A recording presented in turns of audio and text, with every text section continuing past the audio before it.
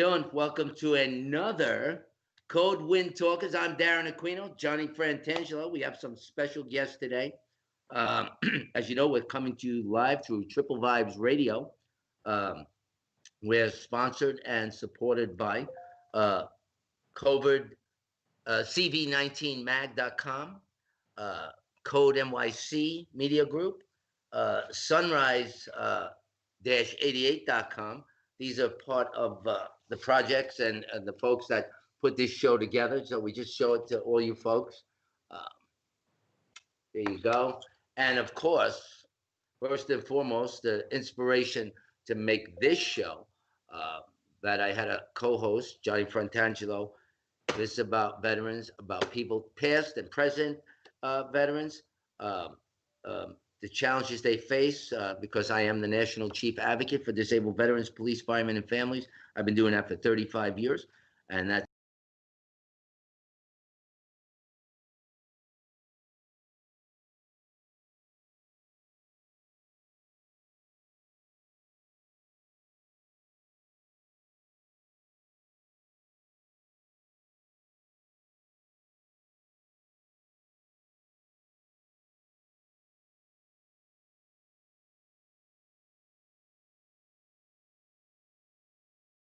and, this show is. I just want to say this again. This show is our fourth show.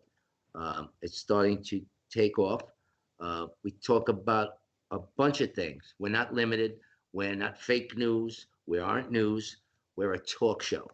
We talk about everything. We keep it right. We keep it real, and we keep it truthful. Whatever the topic is, we talk it. We don't hide behind anything. We're not supported by any political groups or finance behind that. It's just real people having real talk to see how we could solve our problems together. Johnny, tell us who our guests are. Okay, we got Neil Gross, first Lieutenant Colonel Neil Gross was in the Army, actually same year as I was in 1967, and the same outfit, the First Infantry Division. He's one of our special guests today, and he's going to be talking about Vietnam and a lot of things that he does. And he's the commander of Military Order Purple Heart, Chapter 21 of Putnam and Westchester County. And also we're going to have Christopher Lamont, who I believe so. He's an Iraqi veteran who's have a traumatic brain injury, and he's going to be talking to us, and we're going to try to help him out because he's been dealing with some serious problems, and that's what we're here for, to help all you guys out there who have problems, who need help. Okay, Darren, take it away, buddy. Okay, well, you heard who our guests are. So I don't know if we linked into Chris. Do we have Chris here? Well, okay. We're going to talk about a number of things. We're going to go back and forth. And of course, we want to hear from the Lieutenant Colonel, a career man. My cousin is a retired colonel. My nephew is currently serving. They're Marines. So tell us, what was the most interesting thing back in the time when John and you guys were there? I mean, like, I was just a kid. And I'm still fascinated and also taken by some of the tragedies of that war. Well, somebody close to me, a childhood friend that was my sister's boyfriend. They were teenage lovers, wanted to get married. And, he went off, and when he got back years later, he died from Agent Orange. So he was paratroop 82nd Airborne, Michael Zoni. I'm grateful. Well, again, let me say this. I forgot to say this, and I always say this. I'm just not feeling right today. Like I said earlier before we went on the air, thank you both for your service. America thanks you. The true patriots are out there thanking you. And we're grateful every day for the freedom that we get to embrace because of the service you provided. Freedom was not free, and many lives were sacrificed for it. And I just want you to know, coming from a military family of 7 generations, I'm always grateful. And I make every veteran know it. Maybe later, my uncle, a Vietnam guy, but he didn't see the action. But he had to blow the taps and every month for the coming home Vietnam veterans that died. And that's traumatic enough because, just every time it was regular. He spent 6 months doing that. All he did was that because he later became a musician. And he'll say hello because because we're talking on this subject and disabled veterans. And Johnny mentioned that they're having. And there's so many veterans out there. And I always like to let them know, and that's why we have veterans, because there are so many out there that need help. This is another avenue for all of you veterans who are out there and think you have no hope. You have hope. You have people that love you in this country. Just because you don't know the person doesn't mean they don't care about you. We have core values here in America. It's what the greatest part of our founding is, our core beliefs, and and the humanity we share and the love we have for our veterans. Look at, we went from civil war to civil rights, and and every day we're still working it out. But we know there's a lot of you veterans out there that are struggling with PTSD. Even our guest Chris is going to talk after the colonel speaks, and then we'll just shoot some questions back and forth. But this is an avenue we can call. You can email me. Uh, for those of you who are watching, and I know this hits other countries, we don't care if you're a veteran from another country. Veterans, you all share a camaraderie because you're doing it for your country. We don't have any personal thing against the soldier, but if you're struggling, it's just something we share. I mean, even for disabled, that's why I'm the advocate. And for disabled, we like to reach out and offer a hand up, not a handout, because we need that encouragement. We know how difficult it is, especially after this war on terror and the many struggling. Imagine, I couldn't imagine killing a child that's coming at me with a bomb. I just couldn't fathom that, but you got to do it. It's do or die. So I thought I'd add these things in there because a lot of folks who just come in, they don't understand what you guys went through, especially in that time and now. You Vietnam and Iraqi war, this is serious business, and it's war all the time, every time. And we've seen the many casualties that come home, but we also see uh, during those Obama years how many people went under the bus. And when that VA collapsed like that, we're very upset about that. You know, uh, our elected folks have a duty to do for the citizens. Don't care what party you are. You have a duty to serve, protect, and protect the citizens of this country. And most importantly, our veterans deserve the best health care. And that's not a question.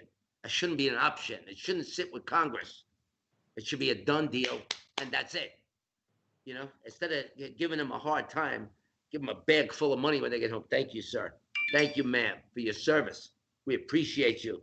Here's $500,000. Here's a million. Thank you. Especially when they come home, they're missing limbs.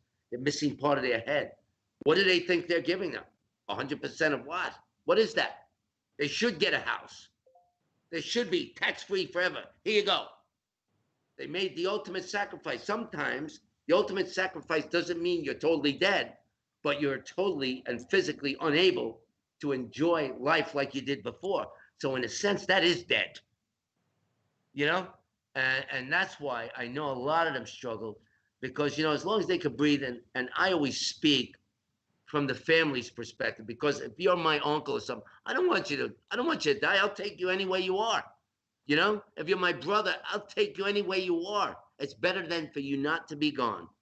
But I understand that they feel and that pain inside that would make them want to finish and end their life. I get that. I've had lots of stories. I saved a few people for a while, you know. So we're out there for you. We are here for you. You can go to www.88advocates.com. You can reach out here. Johnny's here. Listen, you can follow me on Twitter at my campaign account. It's the one I'm going to keep because I'm going to come back again as soon as we get past this voter fraud. And they even cheated my uncle, another Vietnam veteran. They didn't tabulate his vote because he wasn't here long enough because he was in the hospital. So he doesn't get to vote. There's something wrong with that picture. But right now, I want to hear a little bit from the colonel. So do you. And, you know, give us something. Tell us your experience. What it was like. How old were you when you went in? Let's start there. I was very fortunate in the sense that I finished my college education before they drafted me. Oh, I was actually 21 when I was drafted. They waited 9 days for selective service, and I got drafted. And when I got in, like my father was a World War II veteran, both of his brothers were World War II veterans. I knew that my father said, if you're going to do something, even if you don't want to do it, you don't do it half-assed. That's So right. I did it. And I did it the best I could. Okay, and I had a meteoric rise in rank. I went to NCO school in Fort Benning, became an E5. I'm also, by the way, the oldest of 8 kids. My father had 8 children also, so it's a very big family. And I ended up in Fort Benning for NCO school, then at Fort Polk, Louisiana for OJT. Believe me, Fort Polk, Louisiana, if you've ever been there, it's like Vietnam. It's terrible. The animals are terrible. It's unbelievable.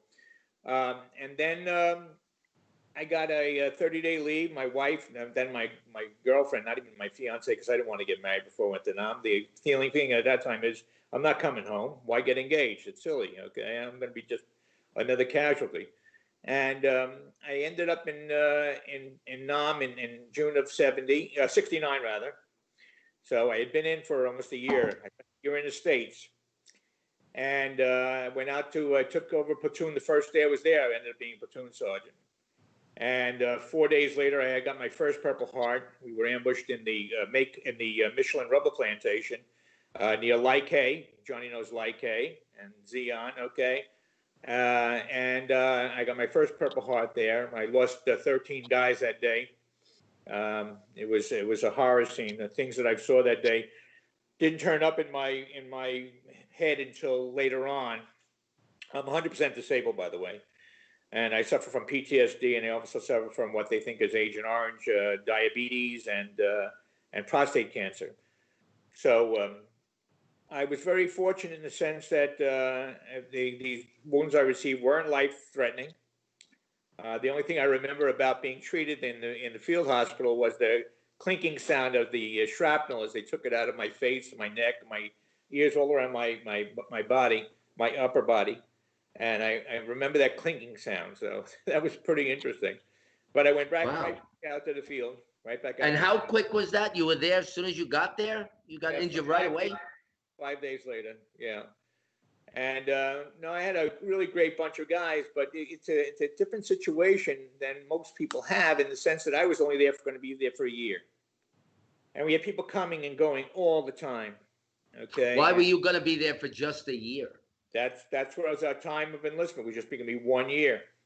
Oh. 1 year overseas, then you go back home and do what you got to do. But I only stayed in for 2 years. I had 1 year in the States training, and then 1 year in Vietnam, and I went straight home. I met a lot of nice people, a lot of good people, okay? People from all over America. It was really extraordinary to listen to us, at night, talking around. We had armored personnel carriers, plus we also did a lot of work out in the field. And that's what I think is the most important thing. We talk about the color of our blood being red. That is the truth. That is Absolutely. The truth. We all bleed. And it was just a horrible sense of a feeling of foreboding, in the sense that we were losing guys, all the time. We were taking enemy fire from along Highway 13, or we'd be in the jungles, okay? We were very fortunate in the sense that for a while we worked in the areas that were cleared by Agent Orange. Got to show you some pictures of that one of these days. Yeah, we'd like to see some pictures. Do you have any picture of you in service? Yeah, it was incredible. And then we got a chance to work up in near the. We worked with other units up in the Highlands, and I got to work with. Got to meet some of the mountain yard people there, which was very, very interesting. Very nice people, who only wanted to shoot monkeys out of the trees, and that's what they ate. And they only wanted to be left alone. But they were good people. They I heard that. I heard they ate monkeys.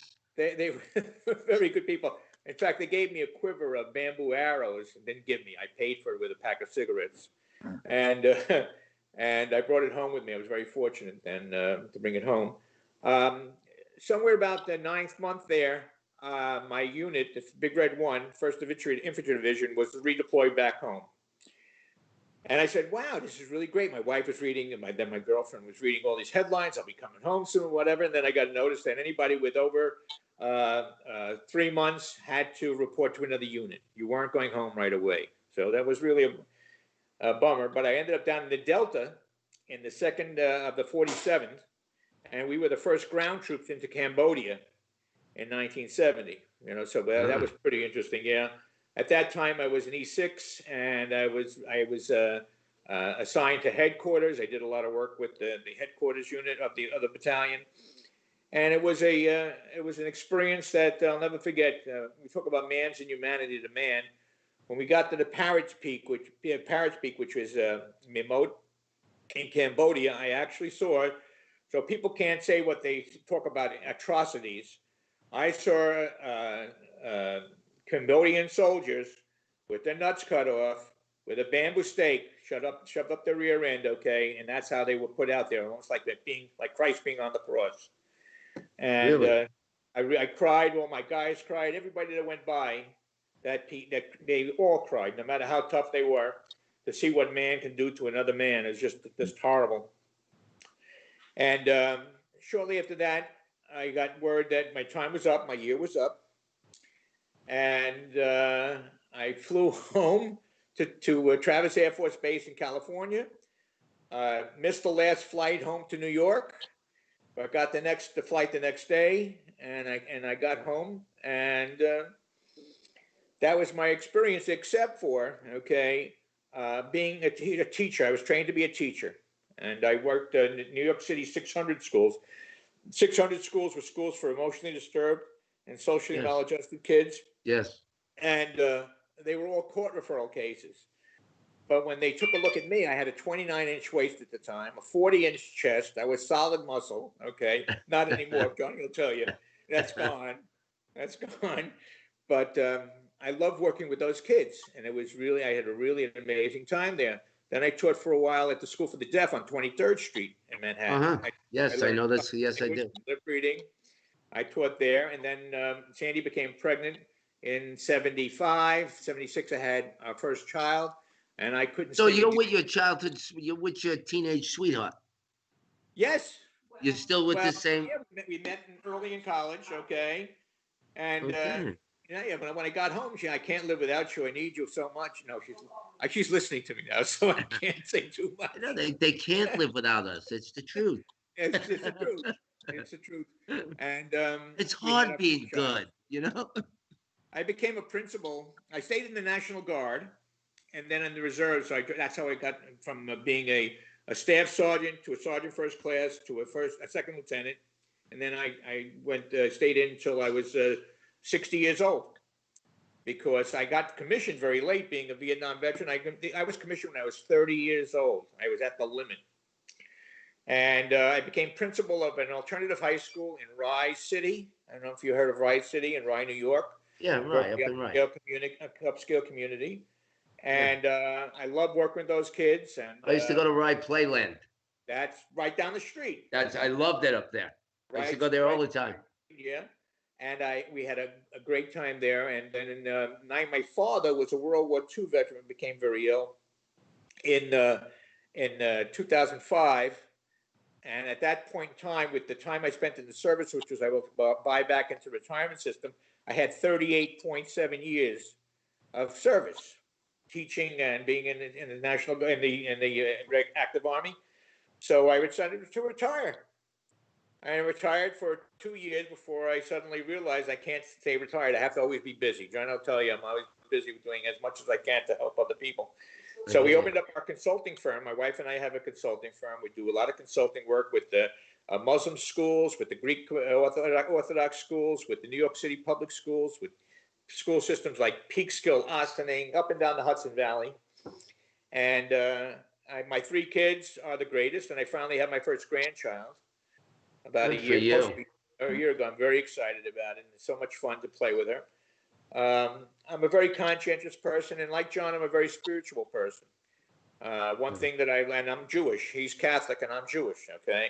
And the one thing I've learned is, that we have got to be more spiritual. We are not spiritual enough anymore. Our sense of right, ethics. You hit the nail right on the head. We've got to get back to some basic core values, and that one of those values is integrity. Telling the truth.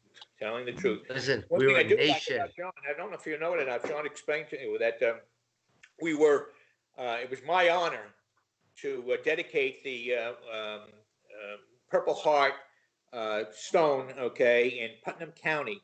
Now, John lives in Putnam County, he lives in Mayapack. So we had our whole chapter there, must have been 10, 12 guys there. And I was very allowed to read John's citation. Have you ever read John's citation? I'll I send didn't. it to you. He's a Silver Star recipient. Okay, I not only know. Purple Heart, I know. He's got got both. Silver Star, and I'm sure he told you the story. But the story that I read on I couldn't get through the whole citation because I was crying. And he's my hero. He's my hero. He's spiritual. He's caring. He's honest. No doubt. And he'll tell you that all the guys that we're with in our Purple Heart chapter. That's why he's my co-host. We share the same values. That's what. Yeah. That's what key. Yeah. And that's why he's my co-host, because it's that sense of pride for our country and for our countrymen. I grew up old school, like John tell you. My father's Italian family. My mother was Puerto Rican. But then she grew up with the Italian family because she was 16 when she had my sister. Back then, those days, like my father was 21. Right. That was like, that was common because, that's it. And he had 5 kids with her. I got 10 brothers and sisters. Wonderful. My father wasn't shy with his DNA. he liked putting it out there. Yeah. But growing up in those Italian families and the mixed culture, because they were both loving families, and Sure. like you see, my uncle, a veteran, my other uncle, World War II, he was on a maiden ship of this. He was a Navy guy, and my other uncle was Army guy. My cousin and my other uncle, my cousin and my nephew, they're Marines. So we had two Army, Marines, and then I have 2 others, Army. We had 3 Marines, 1 Navy, 2 Army, and 1 Air Force, I think. So, I mean, a lot of service to country, but in that, I couldn't serve. I wanted to go in because back when, like right after you guys, after that Vietnam War, then they were still recruiting guys, and it was be all you can be. That was the theme. I said, I want to be all I can be. I'm 17. I could finish school. They would let you finish school in the Army. Right. So I said, you know what? I'm going to do it. I'm going to do this. I could finish my education. I could go through school, and I'd get out of this neighborhood, And it was a good neighborhood, the East Side, 50s, Midtown Manhattan, 2nd Avenue, So I tried to enlist, and I had a club foot. So, but I could shoot good. We used to practice shooting. I used to go hunting with the old Italians, So shooting, I'm right out there. I'm a marksman. So I said, I could do it. I could do it. I'm really good. I'm a good shot. I'm good to go. And the colonel himself came because he never heard a guy so motivated. They said, this guy's really gung-ho. He's 17. He wants to come now. My father, he talked to my father. My father had an office on 42nd Street, 205, right up the street from Pfizer. And the colonel came and said, I'm sorry there, young man. I appreciate your courage and your dedication to country. He shook my hand and he said, we wouldn't take you because we won't want you to get hurt or be compromised. I said, but I won't be compromised. I won't be compromised. I won't be compromised. But then he gave me, a bunch of fine words. And he was shocked by my willingness to put myself out there, not caring, not worried like, okay, I'm gonna get shot. I'm worried about doing the duty for my country because I learned that from you guys. You understand? This is like, in that time, because listen, I was right behind you. So our time, I'm the baby boomer. Okay, and you're the producers of the baby boomers, and so when we watch you guys growing up, and a lot of the kids didn't come back to the neighborhood. Like we said, some of the brothers didn't come back. And we were a neighborhood of kids. It was Irish, Italian, a couple of Latinos, a few black, but we were all friends. You see, that's why when they say there's a systemic racist problem in the country, that's not true. There's no truth to that. That's all political. That's a game. That's to put fear and control to the American people. Okay? But when I think of that, those things are the things that made me the guy I am today. find, finding that I couldn't do the military service, I was able to do and be an advocate. So I taught myself the law and civil rights. And today people call me the Puerto Rican Martin Luther King. You know, I'm that guy that goes and fights. Like, they're trying to dismiss my uncle's vote, which is wrong. A candidate here for Congress, I know. They said, well, he was unopposed. I said, no, no, no. I oppose him. Okay. Why wasn't his name on the ballot? Oh, well, he's unopposed. How did he get unopposed if he's not on the ballot? You know what I mean? You got to be in a primary. The Constitution is clear. Article 1, Section 2. An election every 2 years. They just threw him in. I'm not accepting that. He's in my district. I don't like him. And after reading his record, he's a moderate. He's out there. He's flipper. You either got to be a Republican or a Democrat or a true American. Be something. Don't be wishy-washy because you're no good to the people. Wishy-washy is not good. And for an advocate, I need somebody in helping the veterans and the people I help, the vulnerable. Okay, look what the governor did in New York.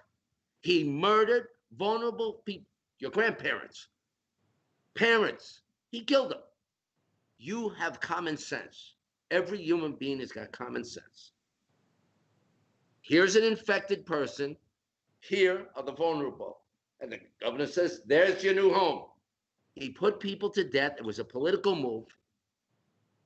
In my opinion, based on our Constitution, as a civil rights guy, he committed high crimes and misdemeanors against the people, him and the mayor. The governor, Chuck Schumer, didn't stand up to defend those citizens, okay? Even the ex-governor, Pataki's a friend of mine, we were talking, this is ridiculous. And they sit there and they don't say nothing. They bury that. He put them to death. That's what he did. He did no less. He did a little bit less than Hitler did in the concentration camp. Because if you put somebody sick who's susceptible to that infection, and you know that they are, you put them to death. What's the difference? That's murder. Manslaughter at the least. And nobody, and we sit back for that? No. So when you see folks, and here's the thing that really got me, and I know you guys as veterans, how about the homeless veterans that got thrown in mass graves without a final farewell? Wow. That's unacceptable to me as coming from a veteran family. And I know, and I told this to John, and I always say this on the live show, because people should know. That's what elections are about. The bad choices we made that we thought were good choices, we get to redo them. That's why elections are important. You know what I mean? I don't care about people's personalities. I don't care because we're all just people. We're human. And today I might not like you, but I'm going to be faithful and dedicated to my job as a public servant. Okay? I could have a bad personality, but I could be a good elected official. You know what I mean? And we got to appreciate that because it's not personal, but it is personal.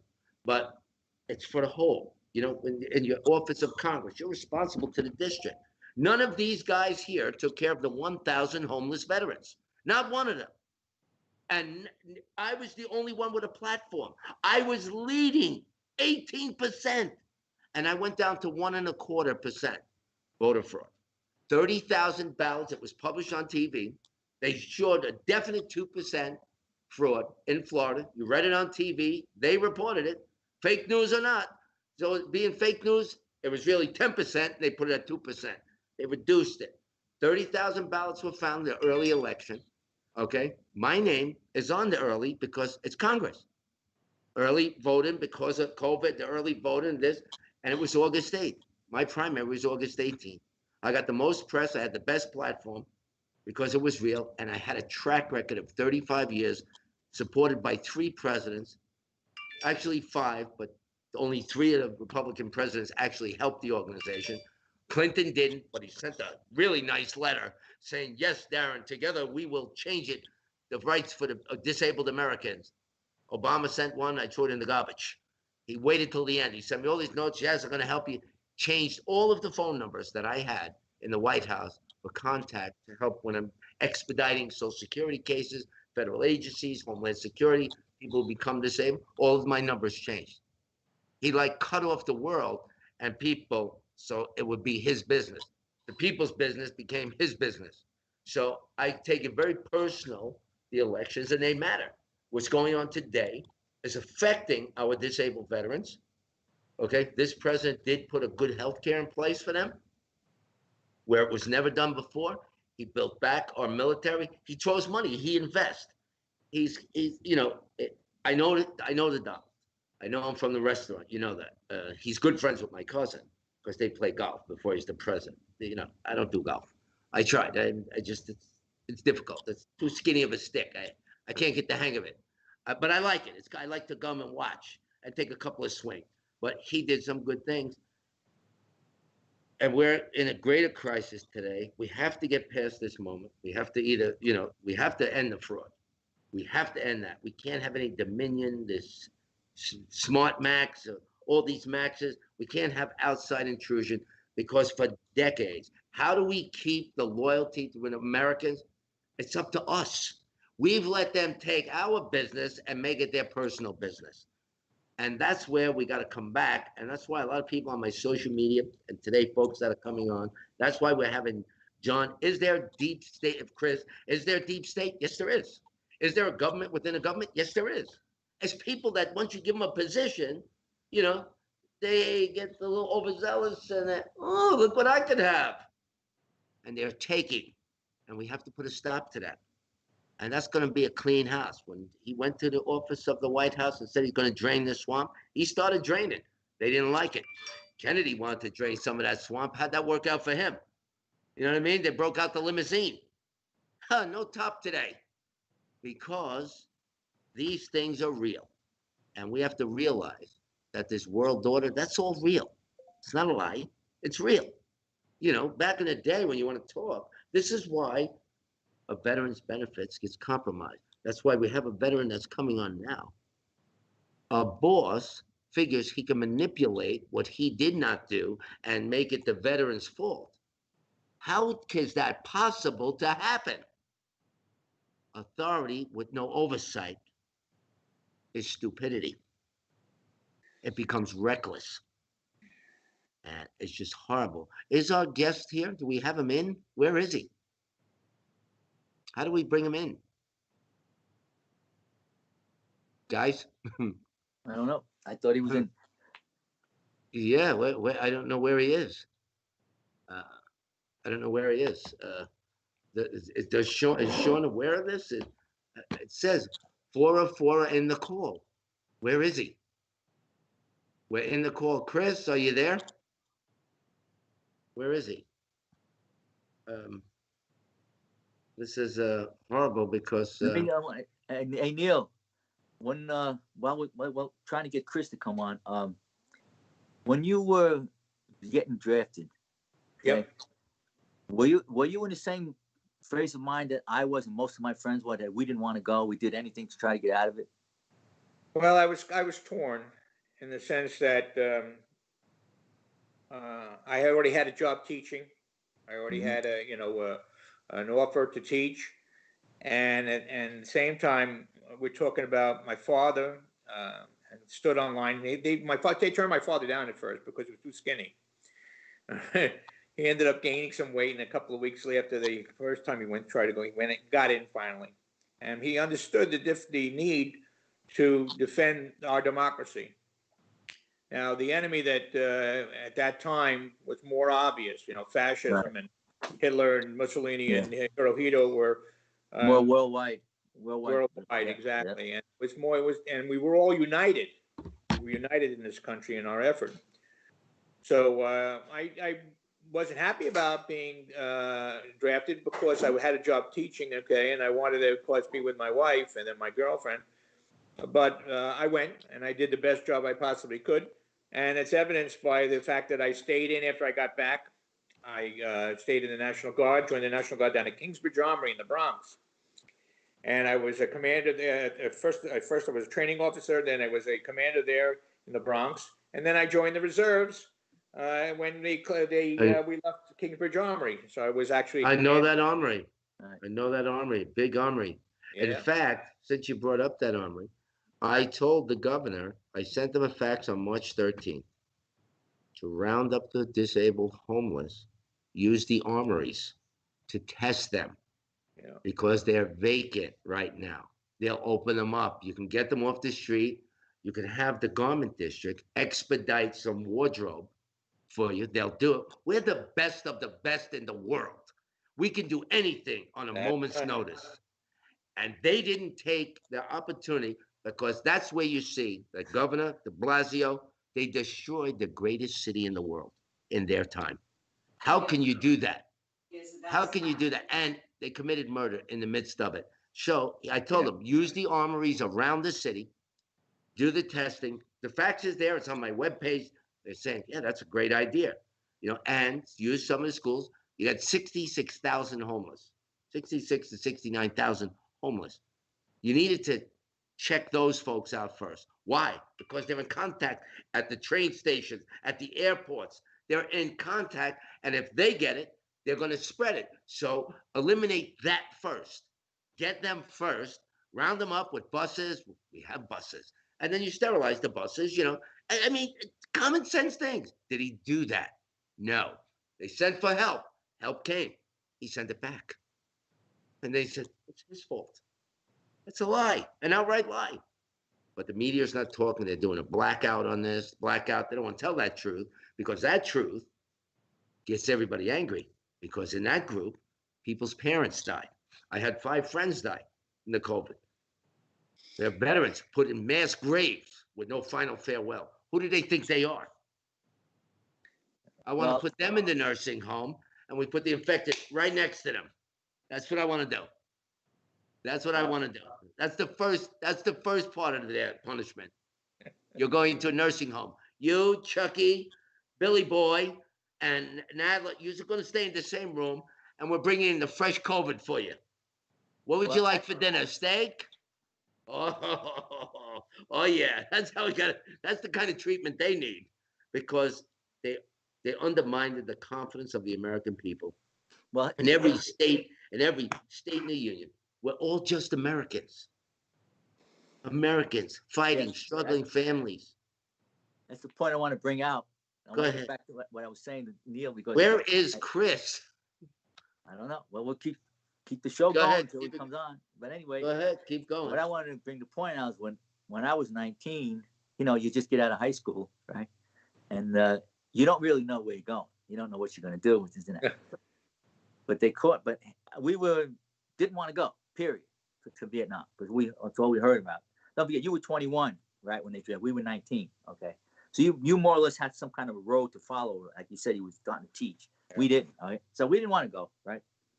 And I got to tell a little story that I say in the book about a friend of mine.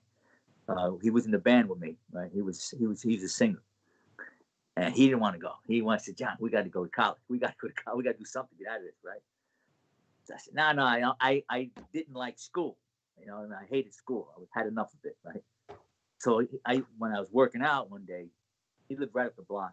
So I'm working out. He comes over, and he's deadlifting. When you just pick up heavy weight, you just pick it up to your thighs, put it back down.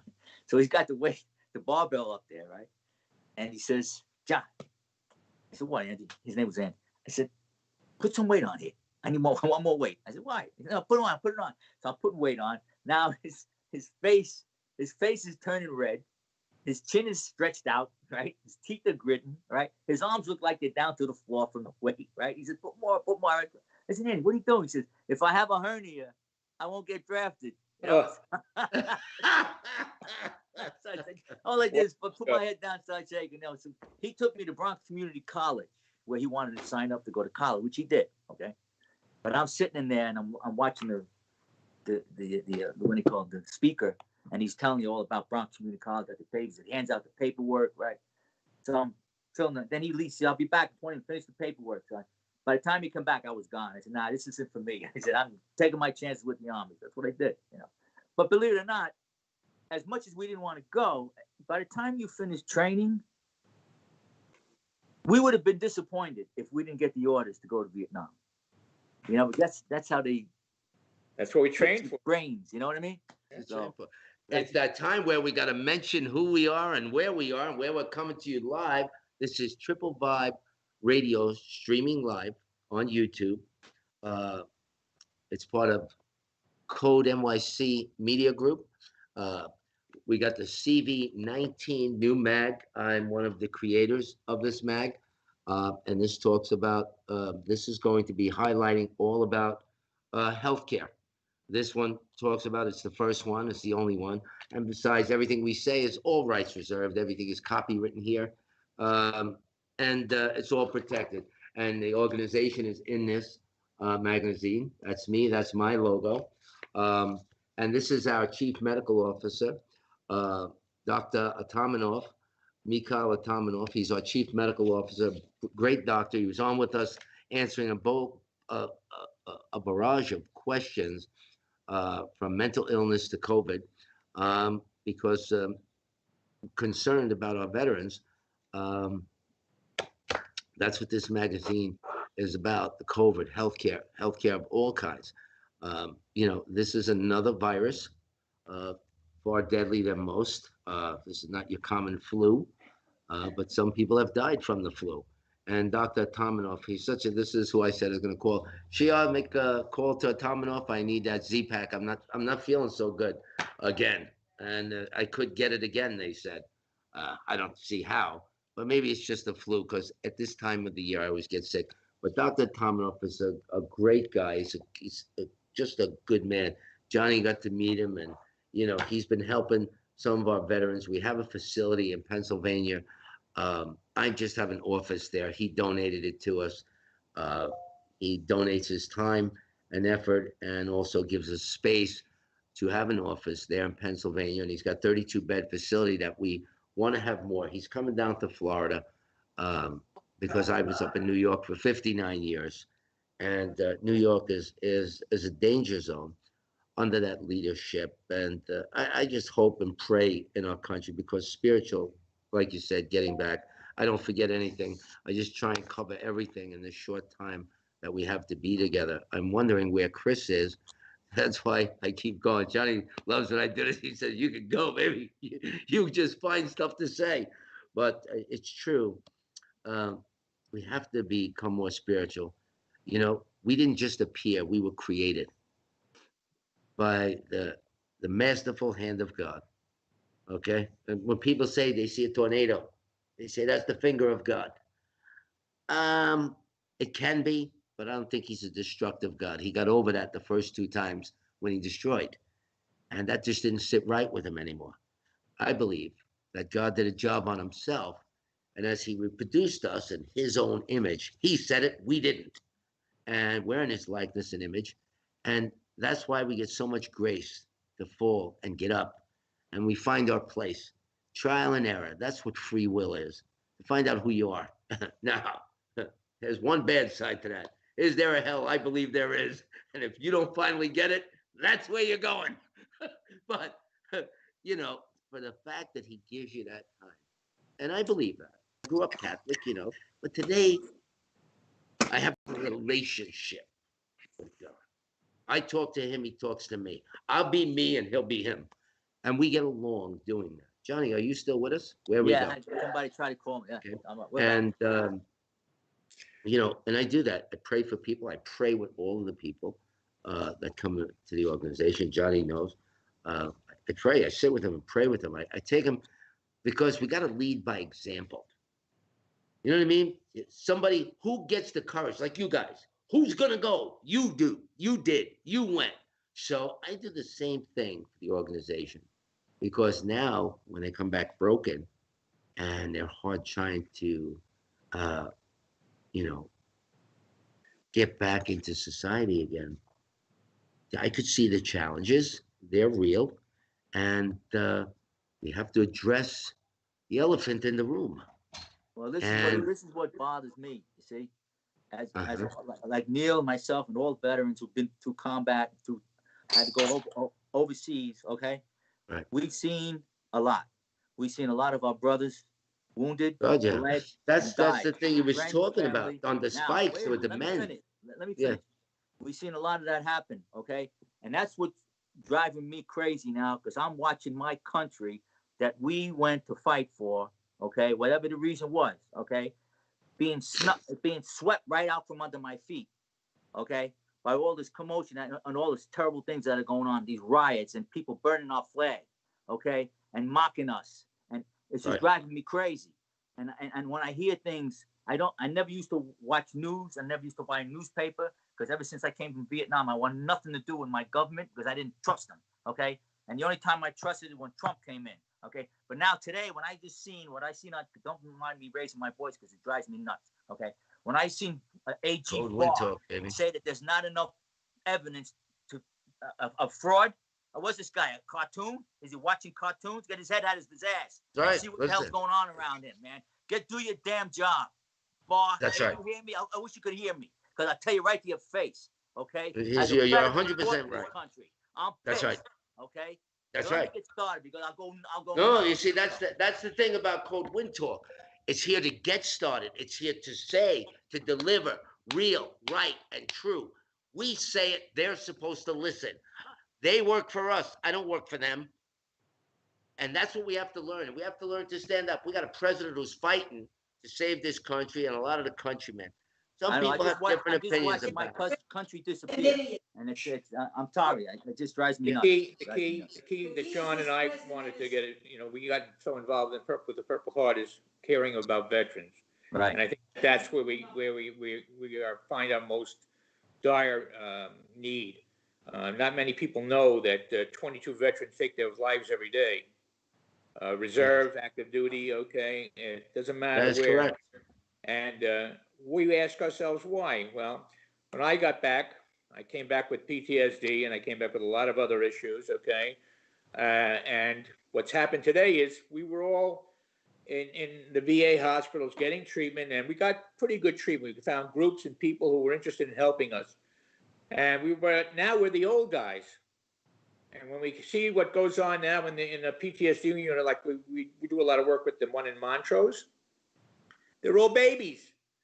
They don't look like high school kids, okay? And they're coming back, and they got the same issues we had. Today, they suffer from alcohol abuse, drug abuse. They suffer from spousal abuse, child abuse, because they can't deal with the frustrations, okay, and the anxiety and the tension, okay, of our society. We have got to have more. That's a terrible thing to say, more parades, but we have to honor these new veterans that are coming back. No doubt. No doubt. It took 20 years for the Vietnam veterans to get a parade. It was Ronald Reagan who stepped up for you. It was Reagan who did that. And that's why he was my favorite president, along with Lincoln. I've had 3 presidents support the organization and the efforts that I make for veterans. Chris, are you in here yet? Are you with us? Because I'd really like him.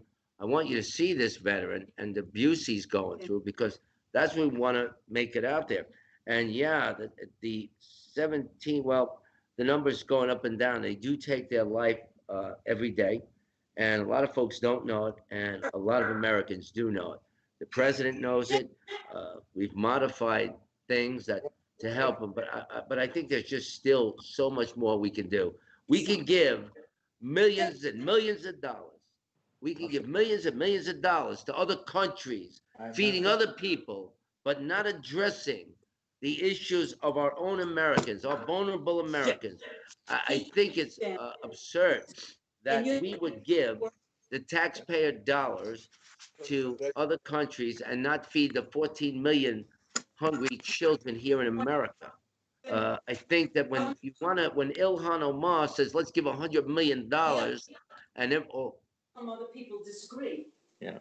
Well, that's nice, but that's what's good about America. People can disagree all the time.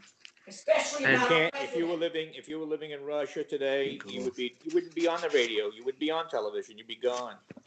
Well, yeah. Well, you see, you see, because when you think about when Ilhan Omar and Nancy Pelosi said, let's take $100 million and give it to illegals first, that's wrong. You take care of those 70,000 homeless veterans around the country first. You don't give it to nobody else. There's more than 7,000. No, 70. Oh, 70,000. 70, yes, around the country. They get first. They served. We're taxpayers. It's our money that they're giving away. We dictate where it goes. Not they should not have the dictator over where our tax money goes when you should prioritize 14 million children that go hungry here. American children go hungry here. Right. And you want to tell me that you want to give money to illegals? We love, listen, my grandparents are immigrants. We love that, but they don't serve. They don't serve in in government. They didn't seek to get a government job and be a fat cat. They gave and contributed to this country. They produced children that went to war for this country. So they did and lived the honorable, noble life of what the American values are.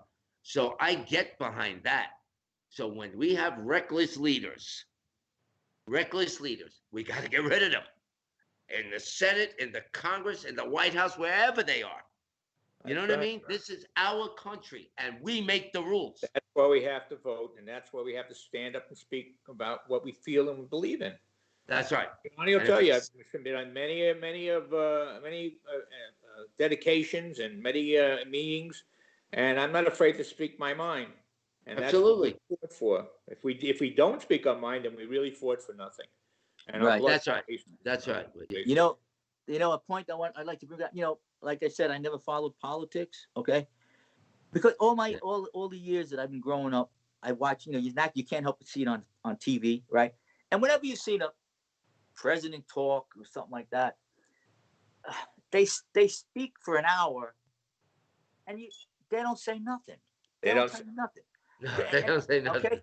Now, this is what I know maybe you don't like Trump or not, but I like the guy. What I never seen anybody speak as much as he did and explain, especially a president, explain every single thing that he did, how much it cost, how he went about doing, who he spoke to on the phone, how long it's going to take. I mean, no president ever did that. No. Okay. Because he's not political. What's going on, and you're not in the. A lot of people. These phony SOBs that all they do is get rich. Okay. And he's just like that. For you, okay. When he used to come down the restaurant, he was the same way. When he fixed the Waltman ring, he did these things for community. He didn't want any recognition. He just did them. When he came down to 9/11, when I was there, he came down to see what he could offer to expedite and get it fixed and get it repaired.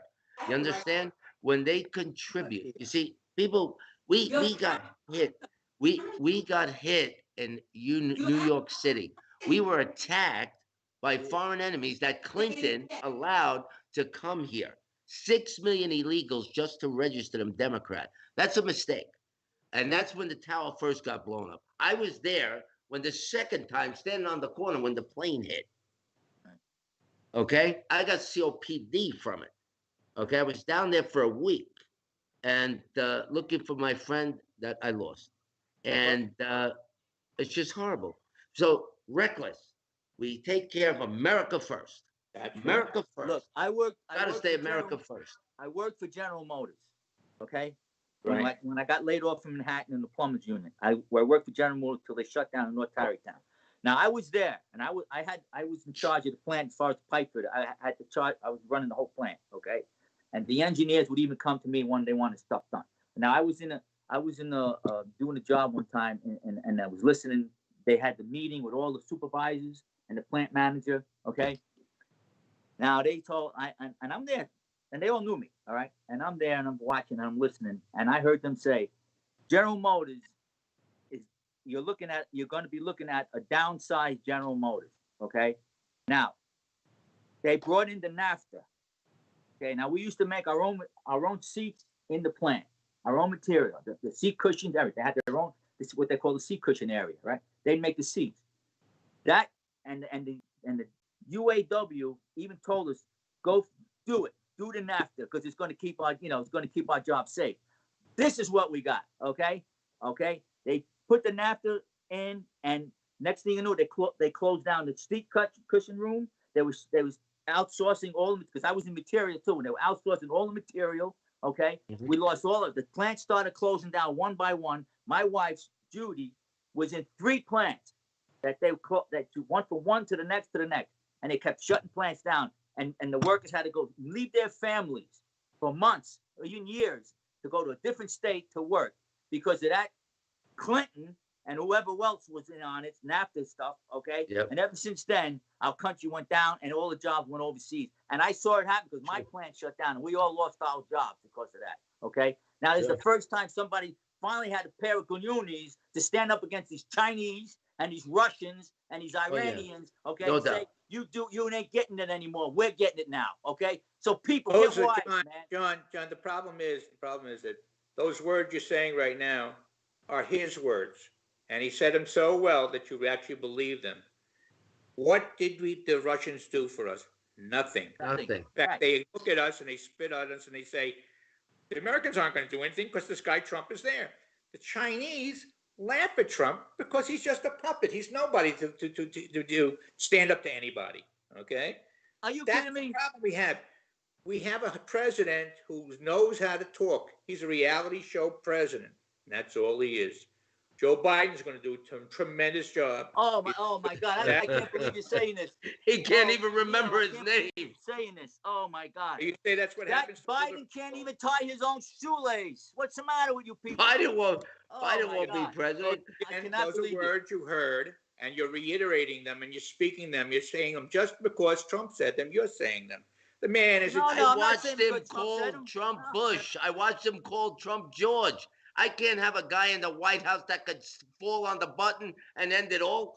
He can't even remember his name. He didn't remember what race. I'm running for Senate. We watched So it. you want to vote for a guy that gave his own family COVID. His own wife got COVID. His kid got. Come on, COVID. no, don't say No, that's that. not true. You're right. He didn't say that, so it can't be true.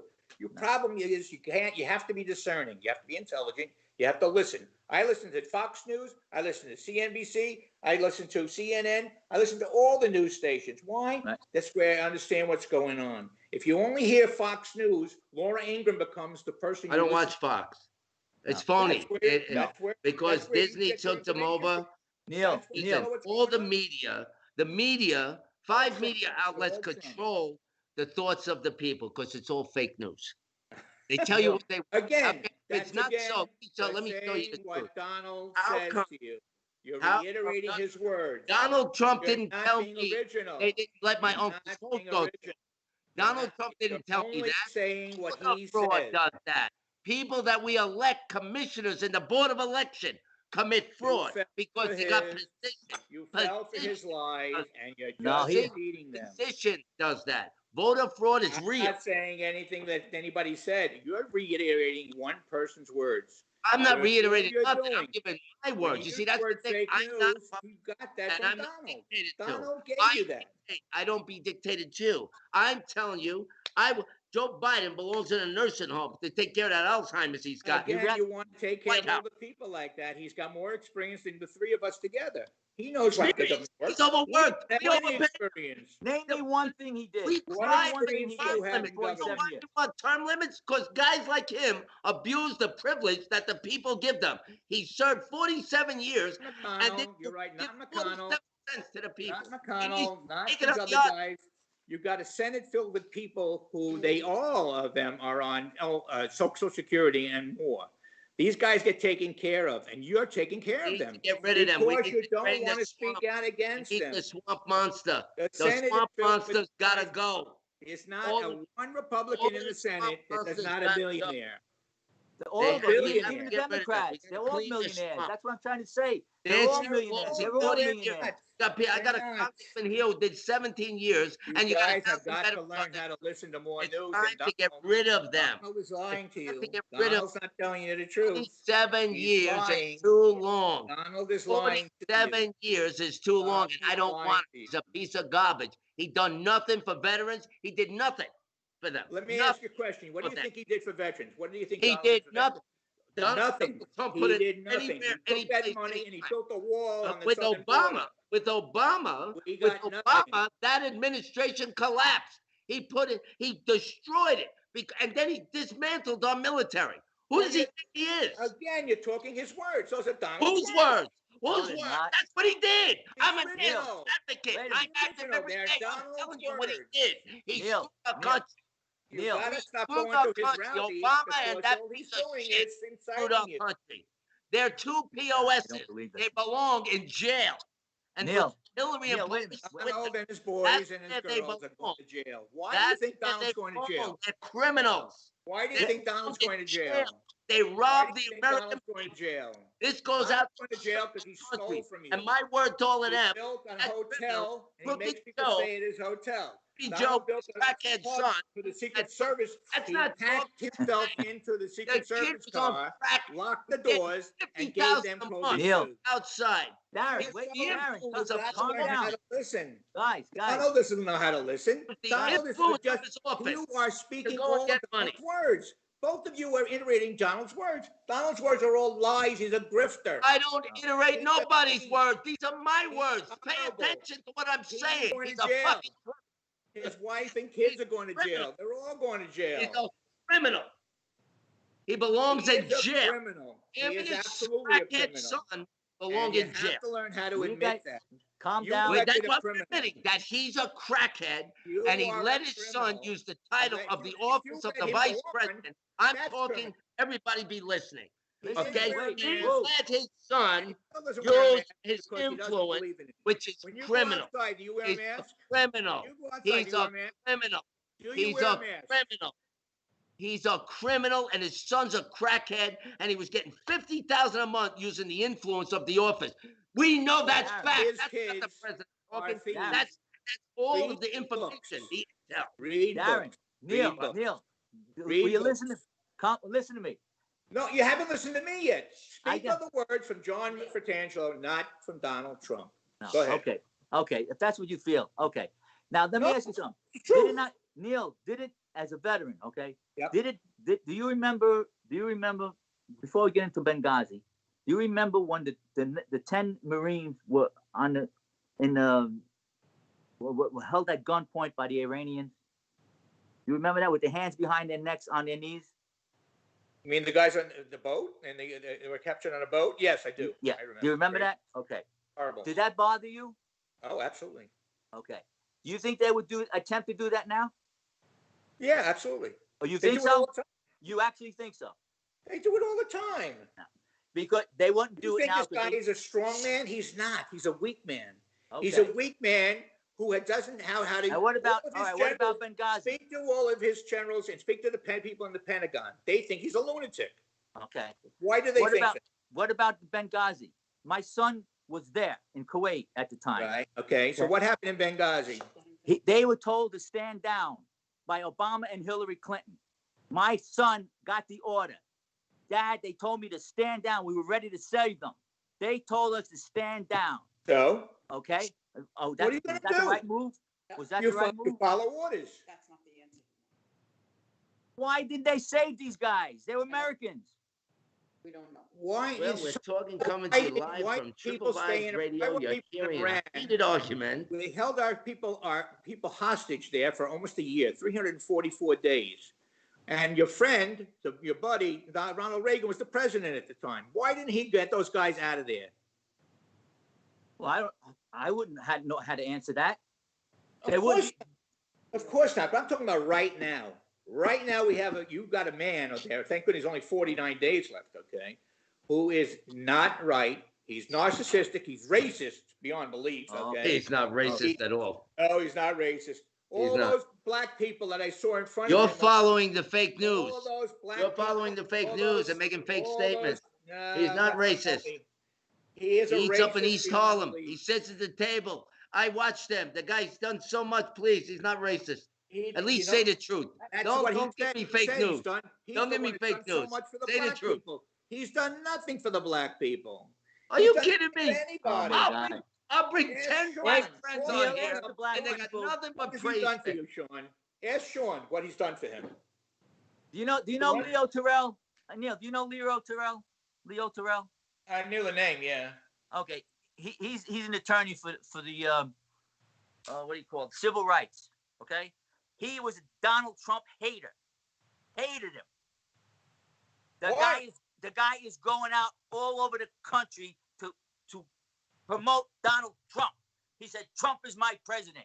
He done more for the black people than anybody else ever did for him. Please, Sean, Neil, please Ask look at, and tell these do two your gentlemen, research. okay, how much he's done for you. He's done nothing for the black people. Why don't we? Oh, He's done ask the nothing black, for ask civil the black rights. people. Ask the black people. Don't ask me. I Ask asked. the I'm black trying to get Sean to go on. Sean doesn't Listen. want to go on. I said, Listen, Sean, go on. I'm a minority. The president did for the minority. So I disagree with your I mean, fake news everybody has their broadcast. opinion. I'm not going to make enemies over this, but I'm just saying everybody has their opinion. No, nobody's an enemy here. Listen, the only Thank enemy God. And are I the wanna ones make that sure try we to do take more down to this help the country. veterans. These young kids that are coming back from Afghanistan and Iraq, God willing, they come back. I want them back as fast as possible. I don't care Yep. who's president. Absolutely. And if we can't bring them back, we've got to take care of them.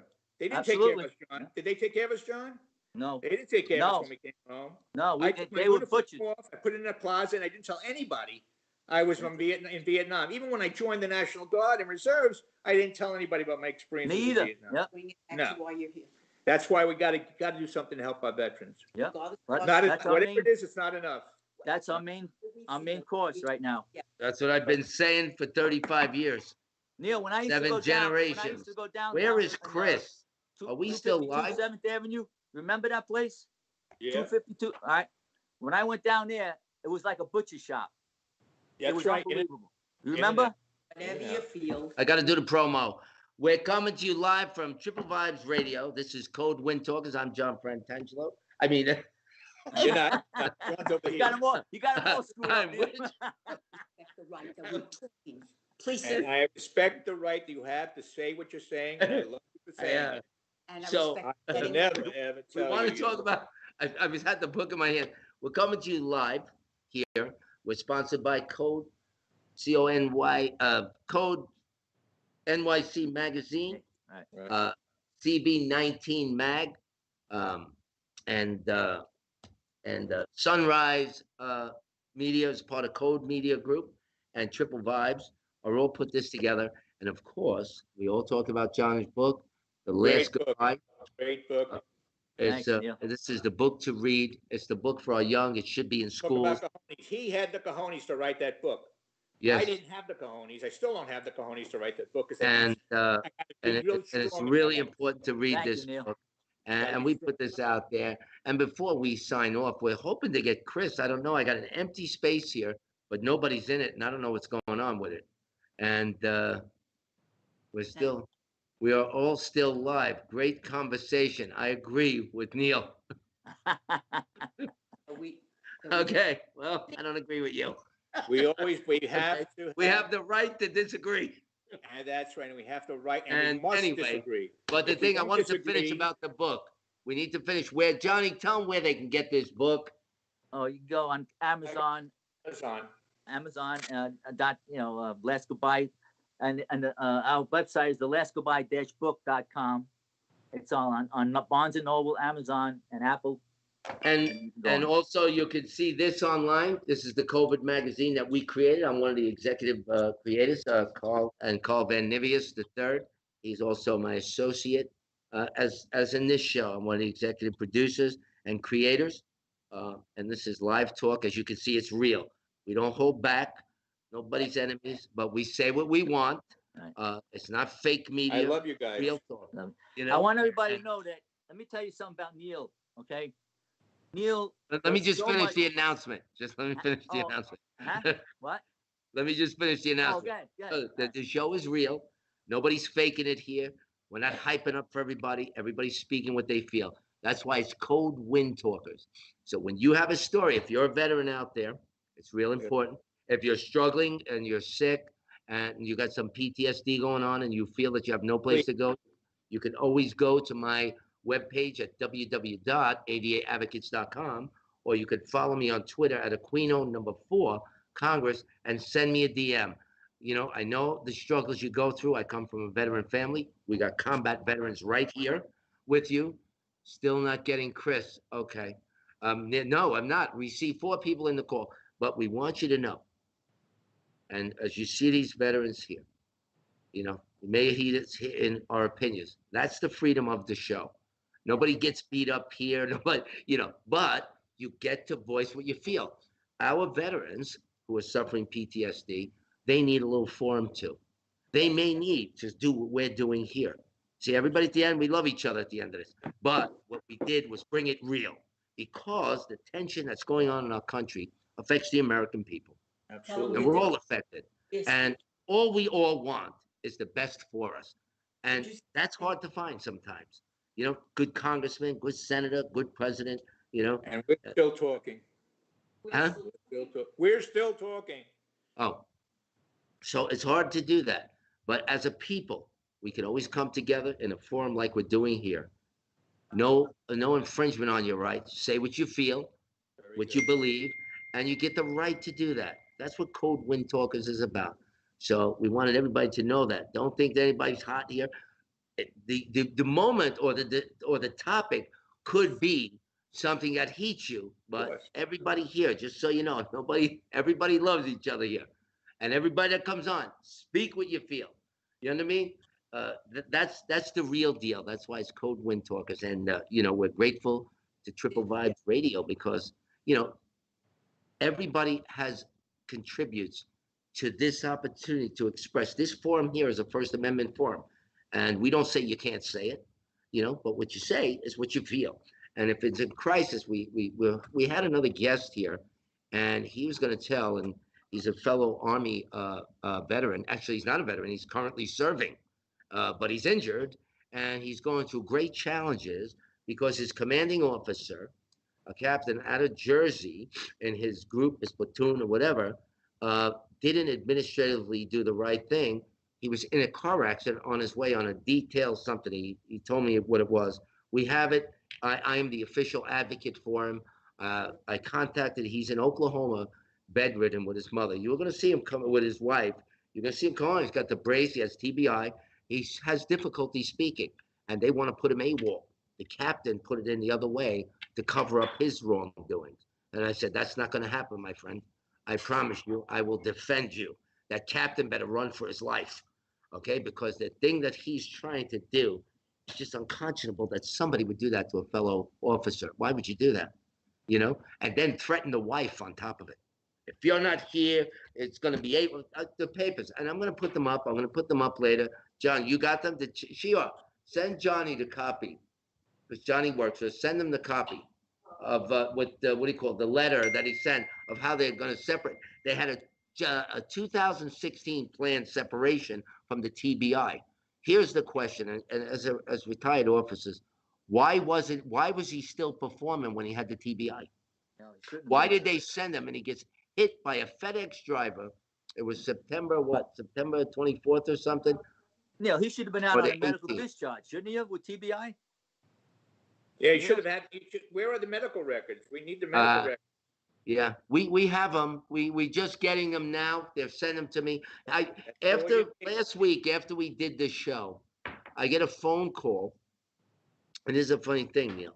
I get a phone call, and me and John made a plea to the veterans, and my wife's friend, uh, my wife's special needs children, autism. She's a director of services. That's her deal for 40 years. Um, Friend says, I didn't know your husband was an advocate for disabled, and I have a cousin who's struggling and he's got PTSD. He was going to kill himself the day before the phone call. No lie. Uh, and I said to him, listen, and I had him and his wife on the phone. I said, we're going to go FaceTime. And I said, okay, tell me the story. And I said, listen, don't you ever get that thought again. She goes to work and she makes the cousins watch him so he's not alone. And when I got the phone call, I was very upset. It troubles me. I cry when I hear these things because I love my country and I love the men and women who stand up for it. Absolutely. And we have to take a position. That's why it's okay to have an opinion. If you think this president's better or you think that guy's better, that's what makes us better. We have to learn from trial and error. It's a fact of life. Let But me this, know if there's anything we can do to help with this fellow. Okay, if he's got a medical records that shows that he was injured, and oh God, yeah. everybody dropped the ball up and down the line. They dropped Oh God, yeah, you got Neil. If you look at this record, you'll say, "How did it?" I was looking at it. I said, "What is this? How did they do this?" And he's got 38 commendations. He's a good person. Yeah. And why do you send him on a detail? He gets sideswiped by a truck. You know what the captain tells the wife? He made this happen. What? Why would you say that to his wife? That's just an arrogant reservist. I was so upset I felt so bad. I'm gonna send John this thing because I have it now. And if you could do anything to help, when you see when you read it, you read the letter, you're gonna say, no, what is this? What do you mean they're gonna put him What A1? state? What state is he in? Right now he's in Oklahoma. The Oklahoma. senator from there, Langford, Langford. Uh, his aide called me right away. I called him Friday night, Monday Good. morning. Good. Call me back. Whatever we could do to help. Send me sign a release. I said, I'm going to sign your release. I made them sign. I made them sign the release. I put the organization, me, and from this point forward, uh, these officers, they don't contact him no more because we're not going to let him abuse his wife anymore. You contact me. I'm his advocate. And they didn't even want to accommodate him. He's bedridden. Oh, he's AWOL. No, he's bedridden. And the doctor says he cannot. Where do you see this medal? I'm going to send it to John. And John, when you see this, you're going to be pulling your hair out of your head. It's just a good family. You got to see them. I bet he's got the brain, and you could see the stammer when he talks. It's the kind of guy that John and I love to help. If we could do anything to help out, absolutely. He's going to get it. John will get it. John will get it later on. And when you see it, John, go to it. You're going to be. It's just you can't believe it. Absolutely. You know, what are we doing, Sean? Do we got Chris yet? We're just speaking to our technical people, and we're here at Triple Vibe Radio with Cold Wind Talkers. That is our show. It's Johnny Pizza, me, Neil. I'm Darren Aquino, and these are our war heroes from Vietnam time until present day. You're once a hero, always a hero. One of the things not here. Shiar, call Sean up and see what happened. Chris, and see what happened. He may have had some challenges because it was difficult. If anything, we'll get him on next week. And Darren, you have my backing. Anything I can do to help you out. Okay. That'd be You're my That's what type I was of guy. about. That's what I was about to tell you about This Neil. guy knows That's what he that. does. He helps. This guy is great. I'm telling you, even when he was sick, Okay. he was helping people. Okay. So God bless you, Neil. Yeah, All right. well, we'll do that. So that's it. So I think we went for an hour and a half today. He never reached out. I contacted Carl. Okay. Well, we're gonna bring this veteran back on next week's show. We'll have him, and we'll have who else, John? Might get one of my Vietnam buddies, Smitty or Paul. So, Powell. Chris, Neil, we want to thank you for coming on and sharing. Thank you for letting me be on. It's great, God, Neil. Great. uh, Thank you so much. Thank you for coming your on. service. I mean, listen, thank you for your service. Passion. I Yes, appreciate your passion. thank you. And listen, that's what the show is about. It's here as a forum for everybody. It's not my forum. I just created a forum for all of us to speak. Thank you. That's Thank what I did. I opened the door and said, "Come on and bring it. Whatever you got, bring it." Because there's no such thing as bad information. All information is good information, That's right. and everything matters. My brother used to say this, and I always say this: opinions, they don't matter. They're like assholes. Everybody's got one. Everybody's got. That was my brother's famous thing. But you know That's what? true. We're not giving opinion. We're giving statements and information based on belief and knowledge. And what it does is it's good because it sets you in a direction to find the truth. You know what I mean? So it's all good. Everything's good. What everybody says is all good. There's no bad conversation. Darren, type here. What? Finish so I can end the show. Okay, we're gonna end the show now. Darren, I love you. Love you Thank too, you very man. much. Thanks for coming on. Thank you John, for I your love you. You guys service. just met and you love each other. Ain't that great? You want a kiss? Want a kiss? I love you because you love this country, Yep. and I love this country. That's what we Absolutely. share in common. That's what we have in common. That's right. We have this country, Yeah. and we have family. We have God, and we have a God that loves this world. He so loved it so much, he gave his only son in sacrifice for it. So, We have to bring back spirituality. oh Yes, yes, sure. yes. And I don't know if you saw before we go on a note. Some of the churches, Christian churches, are teaching some crazy radical stuff. And I got a tweet on it, and my nephew's a pastor in Long Island, and he said, "Yeah, it's out there. They're trying to, It's almost like in The devil disguise. infiltrated the church. That's for sure. Well, And the it's synagogue. well, it's That's for well. sure. Listen, as we read Bible, and I know there's the Jewish, and we one thing there is Bible. we're sure there's God. There's God. We know Right. there's God. Okay, that we know for sure. And we know This there's the place 10 didn't just commandments. appear. That's right. We didn't just appear. Okay, we were fearfully and wonderfully made. I understand why we were fearfully because of the way we go off the chain. But anyway, it was a great show today.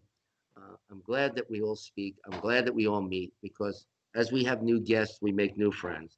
And to That's make true. my family bigger and the extensions of my life, it's only a bigger blessing from God that says more is coming. So we're going to meet more people. We're going to do more things. I love doing this show. You have And purpose now. Purpose. There's a purpose to life. there is a purpose, and we're part of it. There's part of the Right. plan. And this show, we're going to keep bringing it to you. We're going to keep bringing more guests. We're going to Good. keep bringing people to tell you their stories, and we'll share and care, and we'll get through it. There's nothing we can't do when we do it together. That's I'm Aaron Aquino, Johnny Frantangelo, and Neil is our special veteran guest. right. Oh yeah. We know. We listen. That's special. The Vietnam Yes, War was yeah. the most controversial, and Uh, those men that uh. served got disrespected and spit on, and I don't accept that as an American. It's disgraceful to spit on any soldier who served under the orders of the president, because that's how it works. When you go to war, the president sends you, and if you're going, that just shows how faithful you are to the country. Not like some folks that ran to Canada. Okay, that's another show, but but we want to thank the men, and now it's women today who Yes, stand a up lot for of this women. country. A lot of women, and let me tell you, they got some big brass ones. They go Yeah. out there and pilots and everything, and they go. And I'm so proud of them because it just makes me feel better about my country. We're always That's going to have screwed up electeds. We're always going to have that, but we have to rely on our own humanity. On each other. Be Right. good to one another, because we could always fire them. We can't right. be in a discord here. We cannot be a divided people, because No. a house divided against itself will not stand. And It's like stand. a house built on sand. The Bible said so. Men wiser than me wrote these words, and they know what they're talking about. So we have to stand together and not apart. Right. No matter what we do, we have to put the people first and put politics aside. We can acknowledge it, but wrong is wrong, and that's never going to change. And right is right. So we have to learn to find our way through that and get back to letting people have their opinion, because the thing that's under controversy today is letting people have their opinion seems to not be acceptable. They don't want to let that no more. They want to infringe. So we have to get that back. We have to hold on to our Constitution. We can't let anybody dismantle that. Right. That's important. So, guys, it was good being here today. I just Thank want you. to say, Great. and we're going to sign off here, and Sean is going to bring us out. And Thanks, Neil. again, we want to Love to thank Sandy. Triple Vibes, Thank Triple you, Vibes Johnny. Radio, Code NYC, Sunrise Magazine, COVID-19, and of course, don't forget The Last Goodbye. This is a story that you just can't miss. And don't, when you go to the website for it, lastgoodbye.book, lastgoodbyebook.com, and then you'll see the little trailer there. We're getting ready to prepare a trailer to put it out there for a mini series, and we're working on that now. And me and John are talking about that. I'll be one of the producers on that show. It'll be a great show. Yeah. It'll be We're going to great- bring in a lot of folks in there, some people from that time. Probably Neil will get the call because, we're going to reenact stuff and bring real life. And then we're going to bring it today. It'll be a mini series. Probably maybe we'll get 3 seasons out of it, maybe Right. 2. Who knows? Because there are a lot. I want to bring it into current day. And we do this. The plan for this is, also some of the things and proceeds will incorporate veterans. There'll be access. It'll be things. It's kind of a tribute to John and other veterans, Americans that really stood up for this country. These were the forgotten soldiers, and that's just unacceptable. No American should allow any time of our history, because and just before we sign off, there was a challenge of taking down statues and ripping down our history. Our history is there for a purpose. That's why it's called history, so that we can learn from our mistakes. And it's there symbolic to either the right or the wrong, to remind us of what that time was in life, to either do that, follow that, or not do that. Not everything is there to humiliate or uh, uh, intimidate someone. It's there to remind. It's there to remind. It's not there for any other purpose. It has some sentiments to it. You know, there's either good feeling or bad feeling. But just because you don't like it, you can't change history. You understand? God didn't like it when he saw his son on the cross, but crosses are everywhere, and nobody says anything about that. So we have to accept those things, and history is good. And I took personal offense when they wanted to tear down Christopher Columbus. You know, I'm Italian too. You don't tear down Christopher Columbus just because. Listen, we know what he did, but the thing that we recognize is what he discovered. We're building on his discovery, and look what we got because of him. So yes, he was a bad man, but No, he did a good thing. Huh? he was not a bad man, not at all. What came after him? He did some bad things. If we start rewriting history, we might as well take all of our history books and start rewriting Burn them. 'em. You can't do that. Can't do that. Hey, Neil, Yeah. I'm just thinking, I'm looking at you. You'd be if we ever do a movie or a miniseries, you'd be perfect for Colonel Simpson. Would you? Yeah, I'm serious. I'm serious. Anytime, I'm ready. Well, listen, we're getting ready. Tom. We're just trying to put it together. We got to get the funding.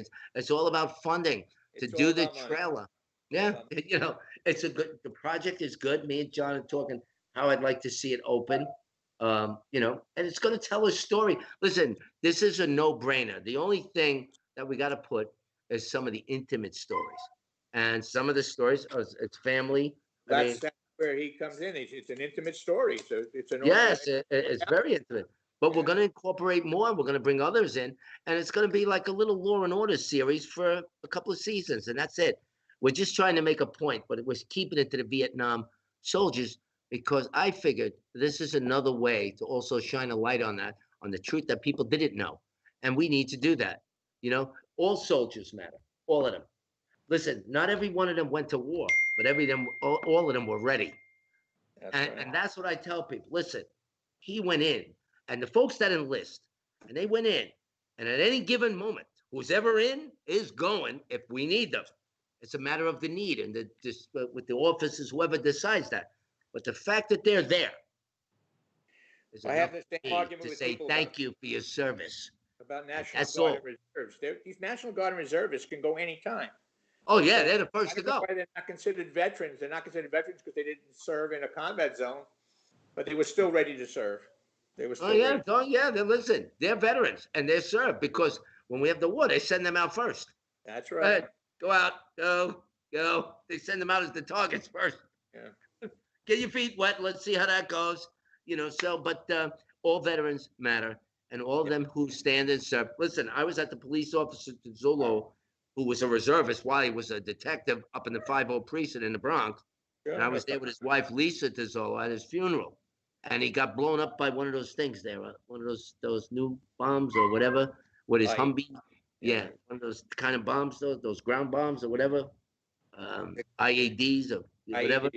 Yeah, yeah. He got, and I was there, and I watched the family. I was at the coffin with the wife, and there's a big funeral in New York, St. Patrick. I was there. I go and I contact them and say and check on them with the police officers. Was at every funeral. Yeah, John, I can't go to funerals. I mean, I do go to funerals. I go to all the funerals. Yeah, but it's very hard for me. Very hard. it is. It's very challenging. I was there for Mia Sotis, and I was there. I took care of the mother. I brought a homemade for the mother. You saw the children on TV, and the mother. And I tell this story. The mother had mouth cancer, and the mayor threw her under the bus and made the kids the focus. She didn't get one nickel. I went and raised 10 grand for her, for the mother. And Bo Dito put that out there and did it for me. And you see, like, a lot of people don't know the truth. Okay. The mayor was making all the poor kids. The other sister was the half sister, and she just came out running her mouth. She wanted to throw the grandma, you got to give me the money. Anybody gives you money, you give it to me. She was away at school. The grandmother took care of the twins while the daughter was working. Wow. And they didn't tell you that. The mayor put a shoe fly. We took the mother down to Rails. We took the mother, the cousin, the sister, and I brought them down to Bo's table. Had dinner. My cousin and Rail, they brought the mother a chef jacket. They were all hugging. My cousin Joey was out then. He came over to the table, and like they said, Darren, you like, and even Bo said, thanks for bringing him. I said, no, thanks for. Listen, this is what we do. We care about people. Bo was running for mayor. I was running for mayor. But when I shut down the campaign because being Puerto Rican, a Latino female single mom was killed in the line of duty, and they made it look. And you know who killed her? You know who killed her? And this is what gets me mad. And they said he was an assassin. He was a mentally ill man that the doctors released too soon because the health care benefits were cut by the governor. So I wonder why. This is why I get so. And he went. They said he was an assassin. It was none of that. It's mental illness untreated, and it should have been treated. And you shouldn't have released him from the hospital. And these are the things I fight. These are the things. If I would have been the congressman, health care is a priority. Mental health, the systemic mental health, how we can organize it. I have some ideas. Some of the best ideas are the most simplest. Give up. You run again. I'm gonna run one more time, but it's very expensive and it's like very aggravated because you got all these plastic phony people. They're phonies. They're phonies. They're so phony. They're political. I get real and I just say, listen, I'm not going to stay there for a pension. I'll do 4 years. I don't want to stay for a pension. I want to fix the problem and leave. Yeah. And they went like this. We like him. And then I was up there and then voter fraud took right over. I was at 18%. 5% just for being on the top. It's a statistic. I came out 1.25%. And we watched on television. I was at 35-50 in votes. And then it went down. We said, what just happened? And they counted all the votes in an hour and a half. I don't think so. I don't think so. Terrible. It's horrible. But that being said, our election system. We're signing off here. So bring us out, Sean, and we're gonna. Okay, we'll be in. I'll call you, Neil. Okay, and this is Darren Aquino saying we'll see you next week. Tune in with us for Triple Vibe on Triple Vibe at Code Wind Talkers. I'm Darren Aquino. Everybody, as usual, God bless you. Be safe and.